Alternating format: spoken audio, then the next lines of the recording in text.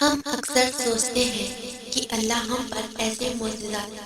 کیوں نہیں اتارتا جو اس نے اپنے نبیوں پر اتارے ہیں، لیکن ہم یہ نہیں سوچتے کہ کیا ہم ان کی طرح اللہ کو منانے کی کوشش کرتے ہیں، کیا ہم ان کی طرح لگن سے دعا کرتے ہیں۔ یاد ہے حضرت موسیٰ علیہ السلام کا قصہ، جب موسیٰ علیہ السلام کو اور ان کی قوم کو اللہ نے پہاڑ پہ ملاقات کے لیے بلایا تو